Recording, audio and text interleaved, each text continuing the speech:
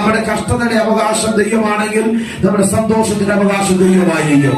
നമ്മുടെ സന്തോഷത്തിന്റെ അവകാശം ദൈവമാണെങ്കിൽ നമ്മുടെ കഷ്ടതയുടെ അവകാശം ദൈവമായിരിക്കും. ഇന്ന് പകൽക്കാലം ഒരു നാണയത്തിന് രണ്ടു വശമുള്ളതുപോലെ നമ്മുടെ സന്തോഷവും കഷ്ടനാളുകളും ദൈവം നമ്മുടെ ഓഹരിയാണ്, ദൈവം നമ്മുടെ അവകാശമാണ്. യാതൊരു അവകാശവും ലേവി ഗോത്രത്തിന് പുരോഹിത വർഗത്തിന് യാതൊരു അവകാശവും പ്രത്യേകമായി ദൈവം നൽകിയില്ല എങ്കിലും ആ ജനത്തോട് ദൈവം മറ്റൊരു അവകാശം നൽകുന്നു. ഇസ്രായേൽ ജനത്തിന്റെ സകല ഗോത്രങ്ങളുടെയും അവകാശം നിനക്കുള്ളതാണ്. ഈ ലോകത്തിനൊരു അവകാശം, ഒരു ഓഹരി ലോകത്തിന് ആർക്കും ലഭ്യമായില്ലെന്നെങ്കിലും അത് പരാതിപ്പെടേണ്ട ആവശ്യമില്ല. ദൈവം നമ്മുടെ ഓഹരിയെങ്കിൽ അവൻ സകലത്തെ സൃഷ്ടിതാവാകിയാൽ, അവൻ സകലത്തിന് കാരണഭൂതനായ ദൈവമാകിയാൽ, സകല കലാകരങ്ങളെ സൃഷ്ടിച്ച ദൈവമാകിയാൽ, ആ ദൈവത്തിന്റെ സൃഷ്ടിയായ നമുക്ക് ദൈവം തന്നെ ഓഹരിയാണ്. അതുകൊണ്ട് ഇന്ന് പകലത്തൊക്കെ പറയാൻ എന്റെ അവകാശത്തിന്റെ ഭാരം